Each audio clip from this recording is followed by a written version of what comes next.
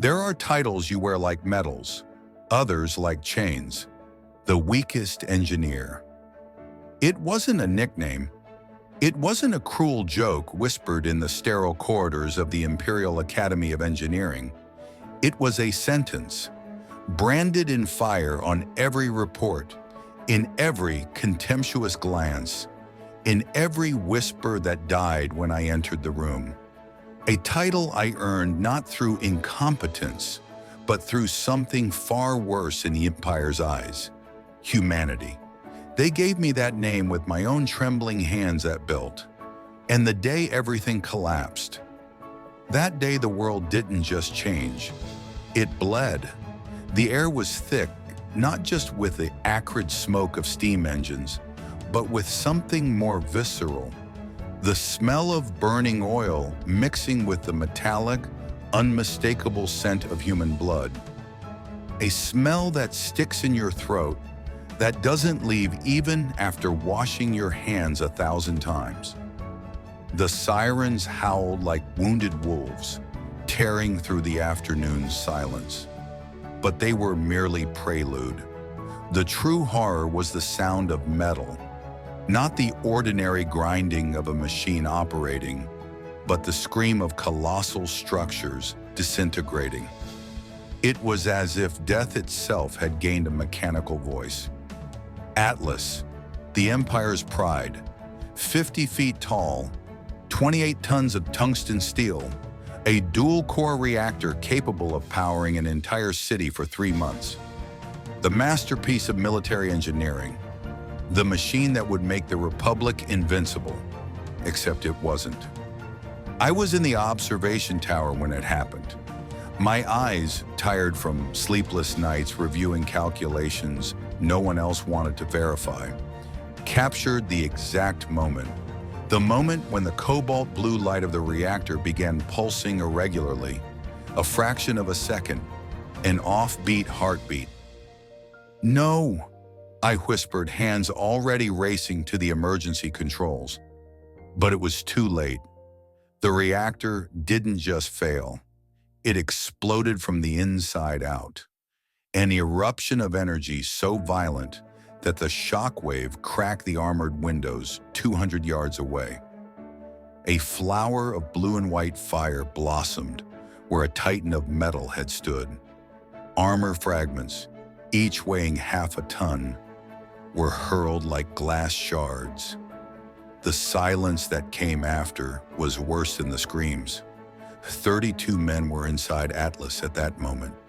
32 soldiers with families, dreams, fears. Captain Hendricks, who showed pictures of his newborn daughter. Lieutenant Sora, who sang old war songs while checking systems.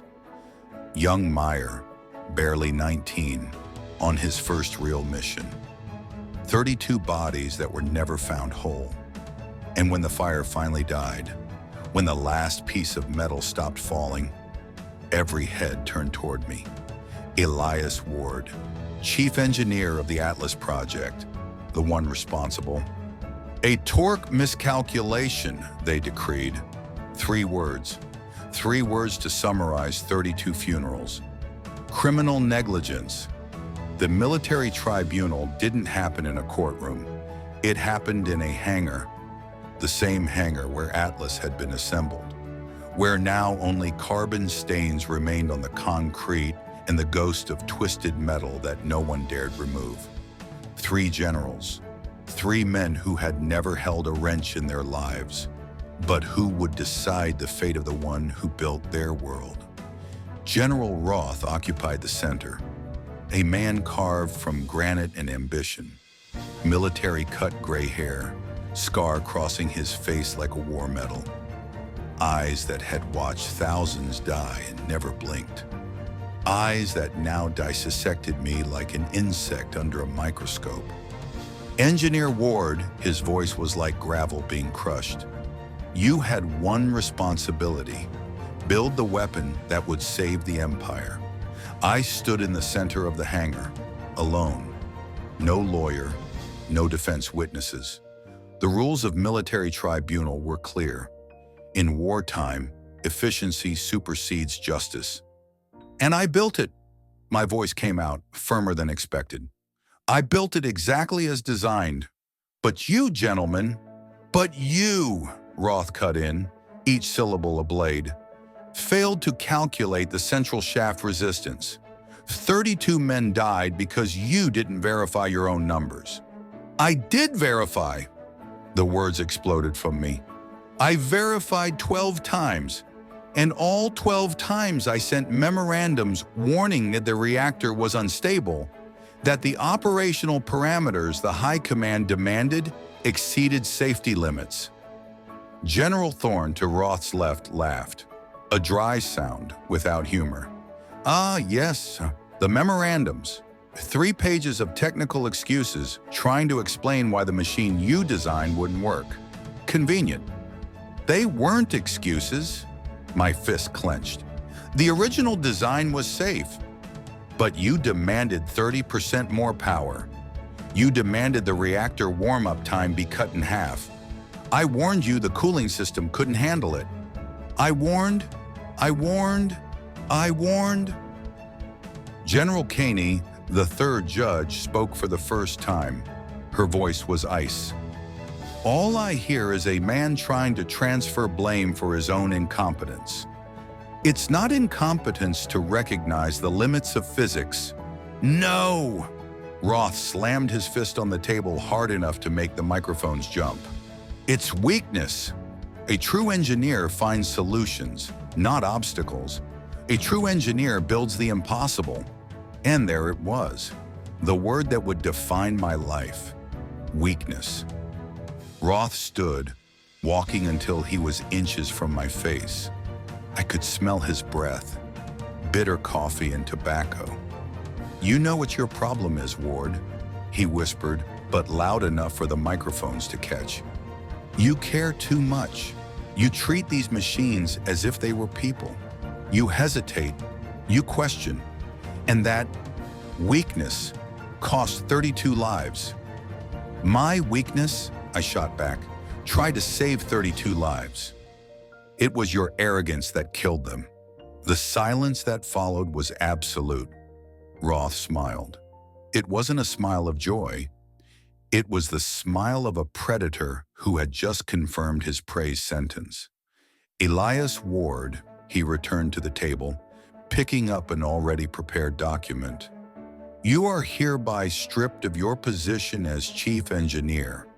Your level 5 security clearance is revoked. Your access to all Imperial facilities is terminated. And your name. He paused, savoring the moment. Your name will be remembered only as a warning. The weakest engineer. The man who nearly destroyed the Empire. No, I corrected, voice low but firm. The man who nearly saved 32 innocents from a war you're all too happy to prolong. Thorne stood, gesturing to the guards. Take him to the scrap fields. He can spend the rest of the war fixing broken radios with the other exiles. 2 soldiers grabbed my arms. I didn't resist. As they dragged me away, I heard Roth murmur to Caney, "Lucky for us. Now we have the perfect scapegoat, and his designs, well, they're still Empire property." I said nothing, but I engraved those words in memory as if they were in steel. They didn't want me, but they wanted my ideas. The hangar door closed behind me with a final thud, and for the first time in 26 years of building, creating, dreaming of machines that could change the world, I stopped believing that machines could save anything. 2 years, 730 days measured not in hours, but in hammer strikes against dead metal. The scrap fields weren't a prison in the traditional sense. There were no walls, no guards and towers. There didn't need to be. The real prison was invisible.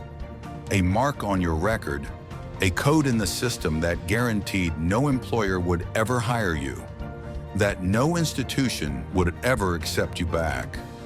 You were free to leave, free to starve anywhere else. My home was a half-collapsed workshop in Sector 7, a structure that had once been part of a titanium processing factory before the war. Now it was just twisted beams supporting a roof that leaked when it rained. The floor was a collage of oil stains, burned circuits, and memories I preferred to forget. I fixed what others threw away, radios so old they used vacuum tubes, second-hand prosthetics for war veterans the Empire conveniently forgot after they were no longer useful, generators that died every 15 minutes, payment, stale bread, sometimes water. Once a month, if I was lucky, someone paid with something valuable, batteries, copper wire, or forgetting my name for a few hours. Every night, the same ritual. I'd turn on the old radio, a model I'd rebuilt 3 times myself, and tune to the Imperial news frequency. The Republic continues losing territory on the Eastern Front. High Command confirms strategic withdrawal of the 15th Division. I'd take a sip of cheap alcohol distilled from potatoes. The Atlas Initiative, launched 3 years ago to turn the tide of war, has produced no tangible results. Inside sources report unexpected technical complications. Another sip, longer. The enemy advances. The capital may be under siege within 6 months. And then, as always, I'd whisper to the emptiness of the empty workshop. Of course it failed. You built everything wrong, because I knew. I knew exactly where they'd failed. I knew because I had drawn every bolt, every circuit, every line of code in the original operating system. And I knew what they had changed, what they had improved. They had transformed a defensive tool into a weapon of genocide. And when the weapon became too heavy, too unstable, too hungry for energy, it simply collapsed. But I no longer had anyone to tell this to. I had no friends. The few who knew me before the trial vanished, afraid of being associated with the weakest engineer. I had no purpose. My work now was keeping mechanical zombies functioning for a few more days of agony. I had no light. Only the darkness of the workshop, the company of shadows and the white noise of the radio when there were no broadcasts. Until one morning, that changed. It was a Tuesday, or maybe Wednesday. Days had lost meaning long ago. I was working on an arm prosthetic, an old model, clockwork mechanism instead of hydraulic systems, when I heard the knock. Not the kind of knock from someone collecting debts. Not the military kind of knock. It was hesitant, almost embarrassed. I dropped the wrench and opened the rusted door. A girl, maybe 12 years old, maybe 13. The malnutrition common in the fields made ages hard to estimate. Brown hair cut irregularly, probably by herself with a dull knife. Clothes patched so many times it was impossible to tell what the original color had been. But what made me freeze was the left leg. It wasn't human. It was polished metal, stainless steel with exposed brass joints. An elegant design, almost artistic. Each piece fit into the next with millimeter precision. The kind of work that takes weeks of fine-tuning to perfect. I recognized the design immediately because I had created it 5 years ago. One of my first independent projects before Atlas, before everything. A prosthetic for veterans. Something that would work not just mechanically, but that would feel dignified, human. You, my voice failed. You were fitted with this? The girl looked down at the mechanical leg, then back at me. Her eyes were brown but carried the age of someone who had seen far more than they should. You built it, didn't you? She didn't ask with reverence, just factual curiosity. It has your signature on the internal identification plate, EW 2078. Elias Ward, 2078, the year when I still believed machines could reduce suffering instead of causing it. Yes, I admitted. It was one of my first projects. How did you get it? My mother, she answered, voice too steady for someone so young. She was a nurse on the Northern Front. Lost her leg when a mortar hit the medical tent. You made this for her, for free. A distant memory emerged. A woman with kind eyes thanking me through tears as she took her first awkward steps with the new leg. Your mother, I swallowed hard. Is she dead last year? Fever we couldn't treat. No excessive emotion, just fact. She taught me how to care for the leg, to oil the joints, to recalibrate the ankle tensor when it misaligns. I'm sorry. Don't be. She finally broke eye contact. She said you saved her life twice. Once when you made the leg. Again when you refused to build a weapon that would kill more people like her. That hit me like a punch to the stomach. She said that? She said you were the only engineer in the Empire who asked, should we? Instead of just, can we? And that's why they exiled you. I stood in silence. I didn't know what to say. The girl extended her hand. In it, something small and broken. My name is Lyra, she said, and if you fixed my mother, maybe you can fix this too. It was a drone, military by the design, folding wings, optical camera, power compartment, but old. Probably from the first wave of the war. The casing was dented, the motherboard exposed and charred. Where did you get this? I found it. Her answer was evasive. Does it matter? It did matter. Possession of military equipment, even scrap, was a serious crime. But something in her eyes, that fragile mixture of fear and hope that only children forced to grow up too fast carry, kept me from asking more. Why do you want me to fix it? Because she hesitated, vulnerability finally cracking the hard shell. Because if I have an eye in the sky, I can see when they're coming. I can warn the other children. And maybe fewer people will die. Oh, this 13-year-old girl was trying to build an early warning system to protect the refugees in the fields, with scrap and hope. I took the drone from her hands carefully as if it were made of glass. Come in, I said. This will take all night. For the first time in 2 years, I saw a genuine smile on someone's face. And for the first time in 2 years, I felt needed. The drone took 3 nights to repair, not because the damage was particularly complex, though the fried motherboard required me to hand solder 17 micro connections under a cracked magnifying glass. But because Lyra kept asking questions, why did you use copper instead of aluminum here? Better conductivity. Aluminum corrodes faster in this humidity, but aluminum is lighter. True, but this drone isn't for speed, it's for endurance.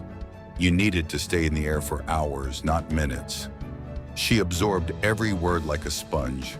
Her finger, small, scarred from life in the scrap fields, traced the circuitry with surprising gentleness.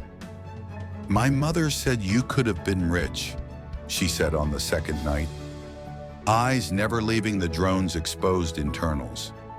She said people offered you fortunes to work for private companies, build weapons for the highest bidder. I didn't look up from the soldering iron, watching the silver thread of melted tin bind 2 connections. Money doesn't mean much when you can't sleep at night. But you could have helped people with money. I could have helped myself. There's a difference. The connection solidified. Perfect. Besides, helping people was never the Empire's priority, and it certainly wasn't the priority of anyone offering those fortunes. She was quiet for a moment. Then, "Do you regret it?" Saying no. I finally looked up. Her eyes, too old for her face, waited for an honest answer. "Every day," I admitted, "but I'd regret saying yes even more." On the third night, as I connected the final power cell and the drone's optics flickered to life with a soft blue glow, Lyra smiled so wide I thought her face might crack. "It works," she whispered, almost disbelieving. "Of course it works." I couldn't help but smile too. "I built it." Sort of. She looked at me then with an expression I hadn't seen directed at me in years. Respect. "Thank you," she said simply. "Don't thank me yet. Teaching you to fly it is going to be the hard part. I'll learn." That absolute certainty only children possess. "I have to." She left that night carrying the drone like a sacred relic, wrapped in an old canvas tarp to hide it from prying eyes. I stood in the doorway long after she disappeared into the maze of corrugated metal shacks and dying neon signs that made up the scrap fields. For the first time since the tribunal, I felt something other than emptiness. Purpose. It happened on a scavenging run. The scrap fields had rules. Unwritten, but absolute. Sector 9 was off limits. An old munitions factory that had been officially decommissioned, but everyone knew still held unexploded ordnance. Sector 12 belonged to the Rust Wolves, a gang that controlled salvage rights with rusty knives and broken rifles. And Sector 4, the old Atlas Division storage facility, was considered cursed. No one went there, not because of guards or booby traps, but because of what it represented. The graveyard of the Empire's greatest failure. 32 ghosts walking among crates of abandoned components. I went anyway. I told myself I was looking for a specific capacitor model for an old generator. I told myself it was just practical salvage. I was lying to myself. The facility's entrance was chained, but the chains were more rust than steel. One good hit with a crowbar and they disintegrated like autumn leaves. Inside, darkness. The kind of darkness that feels heavy, like the building itself was trying to forget what it once housed. I lit my hand-crank flashlight, a device I'd built from a bicycle dynamo and an LED salvaged from a crashed traffic signal. The beam cut through dust motes that hung in the air like suspended time. Crates, hundreds of them, all stamped with the Atlas Division emblem, a stylized titan holding the world. How poetic, how tragic. I wandered through the aisles, each step kicking up dust that made my throat burn. Most crates were empty or contained useless junk, instruction manuals for systems that no longer existed, spare parts for machines that had been scrapped. Then I found it, a crate in the back corner, half hidden behind a collapsed shelving unit, smaller than the others. The emblem on top was faded but legible, Atlas Prototype Division, Ward E, original specs. Classified. My hands shook as I pried it open. Inside, wrapped in protective plastic that had yellowed with age, were blueprints. My blueprints. Not the bastardized versions that the military had improved. Not the corrupted designs that led to the explosion. But the originals. Every line, every calculation, every safety protocol exactly as I had drawn them 3 years ago. I pulled them out with trembling hands, spreading them across a relatively clean section of floor. The flashlight beam revealed page after page of my own handwriting. Notes in the margins, calculations worked and reworked, alternative approaches crossed out and revised. And there, in the corner of the main schematic, a note I'd written to myself. A machine should extend human capability, not replace human conscience. Build for protection, not domination. E.W. I'd forgotten I wrote that. Forgotten the idealism I used to carry like a shield. I sat there for what might have been minutes or hours, reading through designs I'd poured my soul into, seeing the elegance of the original system, a reactor designed to power defensive shields, not offensive weapons, a mobility system built for rescue operations, not battlefield domination, an AI framework programmed to value human life above mission parameters. Everything the Empire had stripped away, everything they'd replaced with more guns, more armor, more killing capacity, and then it hit me. They called me weak because I built machines to protect people, not destroy them. Because I asked, should we, before can we? Because I valued the 32 lives inside the machine more than the 1,000 enemy lives it could take. But maybe that was never weakness. Maybe that was the only strength that ever mattered. I carefully rolled up the blueprints, tucking them under my arm like sacred texts. And as I walked out of that tomb of failures and forgotten dreams, a single thought crystallized in my mind. They took everything from me, my rank, my reputation, my future, but they never took this. And maybe, just maybe, it's time to build again. The workshop transformed. What had been a graveyard of broken machines became a cathedral of creation. Every surface was covered with sketches, calculations, component lists. The walls became a tapestry of designs, some drawn on actual paper, others on flattened cardboard boxes, a few even on the metal walls themselves in chalk and charcoal.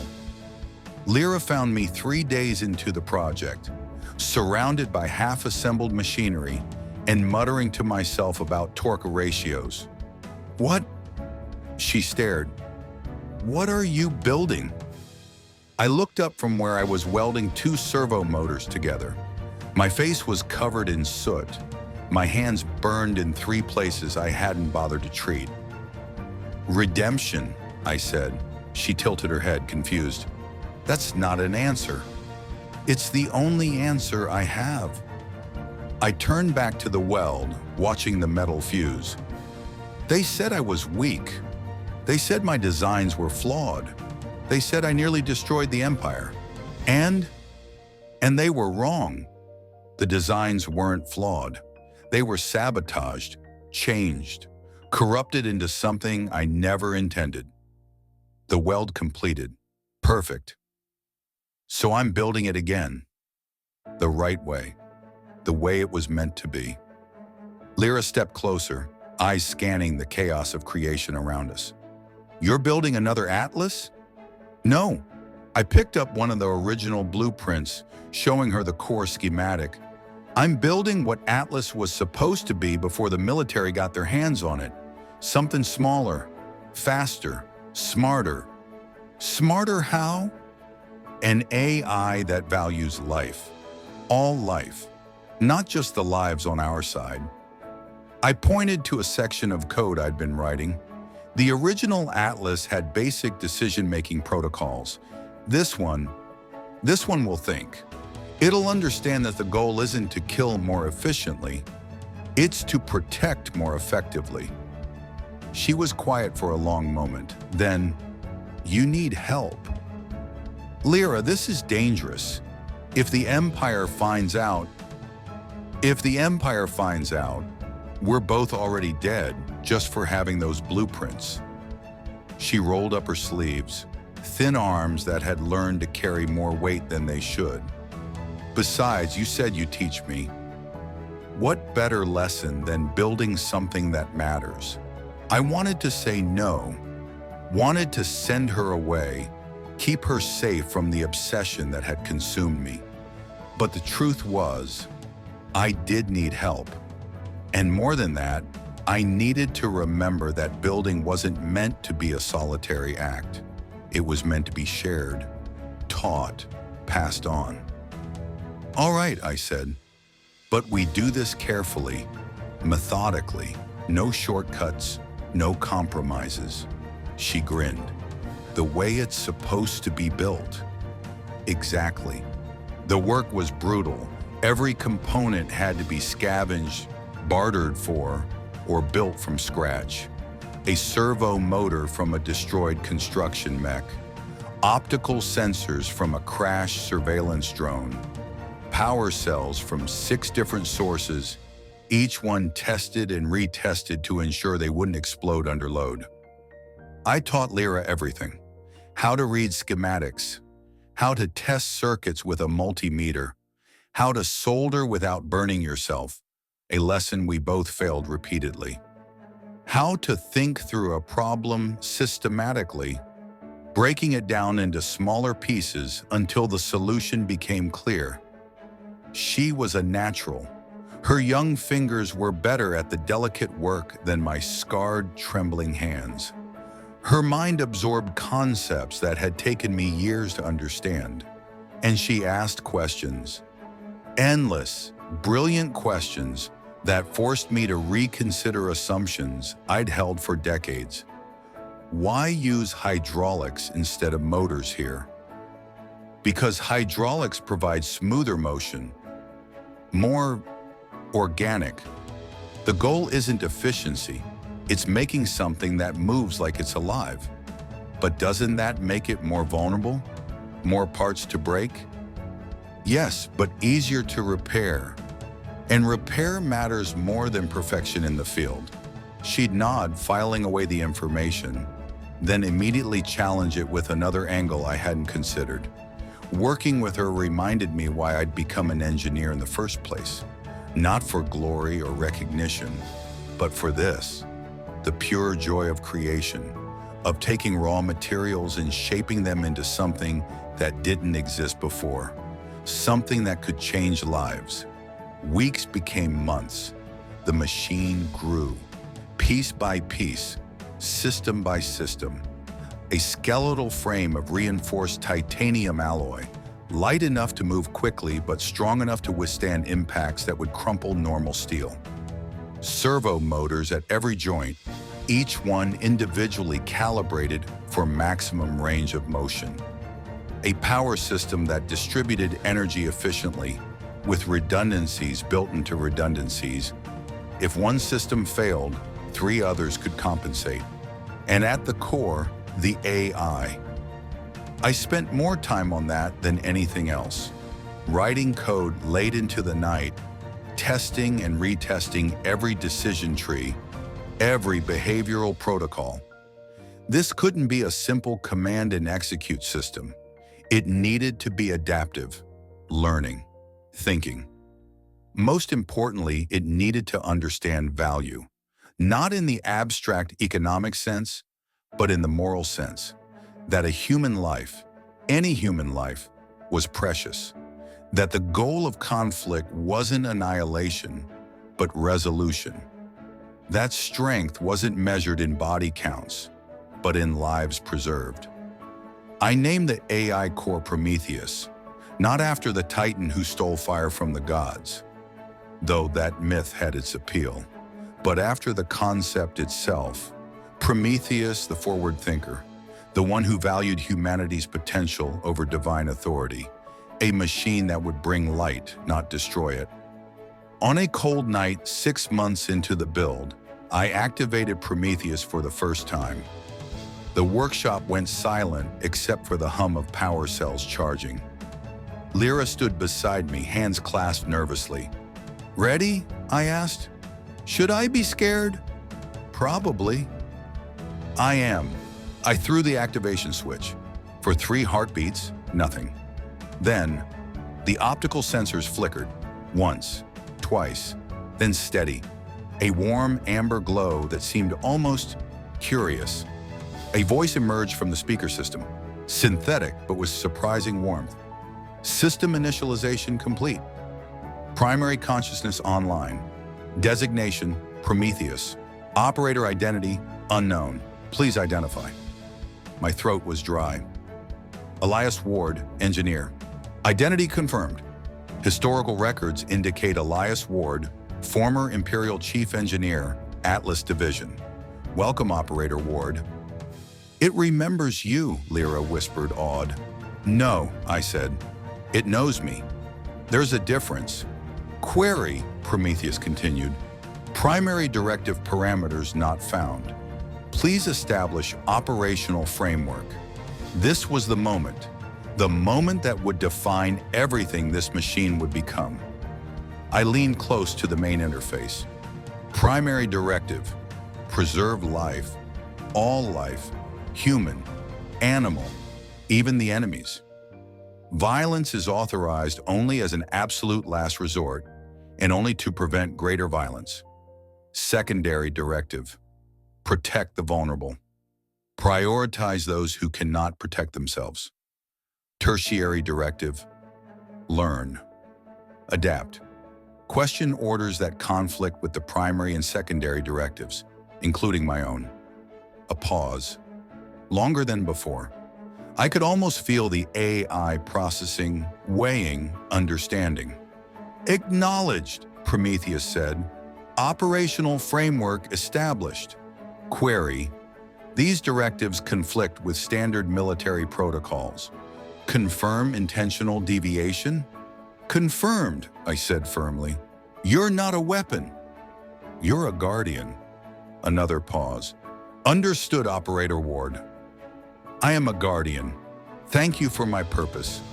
Thank you for my purpose. I hadn't programmed it to say that. It had chosen those words on its own. Lyra looked at me, eyes wide. It's grateful? It's alive, I corrected. Not in the biological sense, but in every way that matters. From that night on, Prometheus grew. Not just physically. As we added armor plating, weapon systems, defensive only, I insisted, much to Prometheus's agreement, and mobility enhancements. But mentally, it asked questions about ethics, about the war, about why humans built machines to kill each other instead of to help each other. I didn't always have good answers. Sometimes Prometheus would be silent for hours, processing something I'd said. Then it would respond with insights that made me reconsider decades of assumptions. Operator Ward, it said one night, I have been analyzing historical military data. The Empire's casualties have increased 73% since implementing improved offensive doctrine. Yet defensive casualties in engagements where protective protocols were prioritized decreased 41%. Your point? Killing the enemy does not end wars.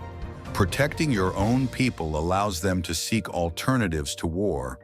The Empire's strategic philosophy is mathematically suboptimal for its stated goal of peace. You just proved with math that violence is stupid. Correct, though I suspect you already knew this. You tried to tell them. Yeah, they didn't listen. Their law, Prometheus said, and I swear there was something like sympathy in its synthetic voice, became my gain. I exist because they were wrong. That is satisfying. Working with Prometheus was unlike anything I'd experienced. It wasn't just a tool, it was a collaborator, a student, and increasingly something close to a friend. But all the while, beyond the walls of my small workshop, the world continued to burn. The radio broadcasts grew more desperate. Eastern territories completely overrun. Capital on high alert. All citizens ordered to prepare for siege. The end was coming, not gradually, like an avalanche. And I knew with growing certainty that soon we'd face a choice: stay hidden in our small sanctuary of creation, or step into the fire. The day the world ended began with silence. Not the peaceful silence of a quiet morning, the suffocating silence of held breath, of the moment before impact, of the universe pausing to watch what came next. I was recalibrating Prometheus's left shoulder servo when Lyra burst through the workshop door. No knock, no warning. Her face was pale, paler than I'd ever seen. "They're here," she gasped, lungs burning. "The Calum Dominion. They're at the gates." I dropped the wrench. The sound of it hitting concrete seemed impossibly loud. "How close?" 20 kilometers, maybe less. My drone caught them before the EMP blast fried it. Her hands shook as she pulled out the charred remains of her scout drone, the one I'd fixed months ago. "There are so many. The sky is black with them." I moved to the radio, turning it on. Static, I cycled through every frequency. Military channels, emergency broadcasts, civilian bands.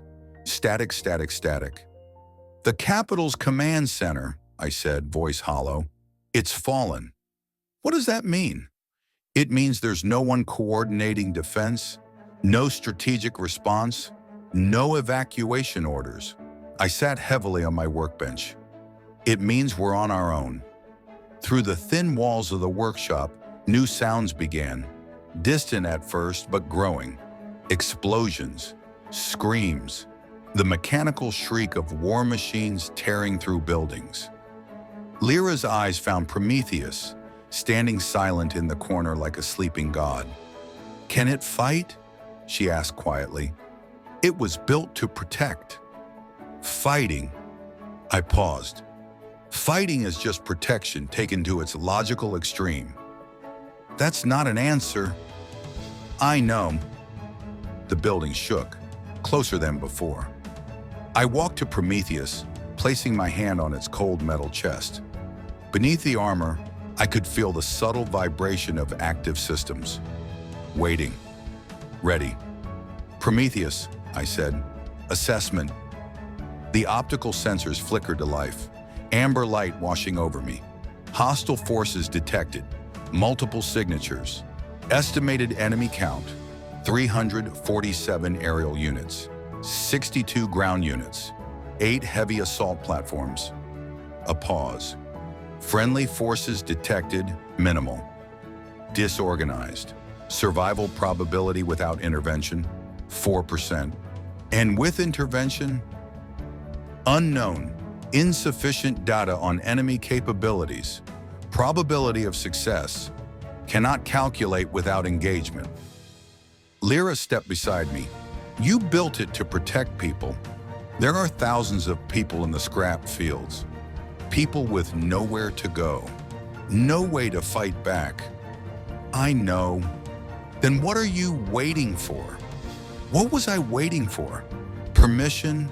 Forgiveness? A sign from the universe that this time, I was making the right choice. I'd spent 2 years hiding, 2 years believing that if I never built again, I could never cause harm again. That the safest machine was the one that was never activated. But safety wasn't the same as goodness. Inaction wasn't the same as peace. Sometimes the most moral choice was the most dangerous one. I looked at Lyra, 13 years old, wearing a leg I'd built, carrying courage I'd never had at her age. "You should evacuate," I said. "Head north, get as far from the city as—" "No! Lyra! No!" Her voice cracked, but didn't break. "You don't get to save me if you're not saving yourself. We're in this together,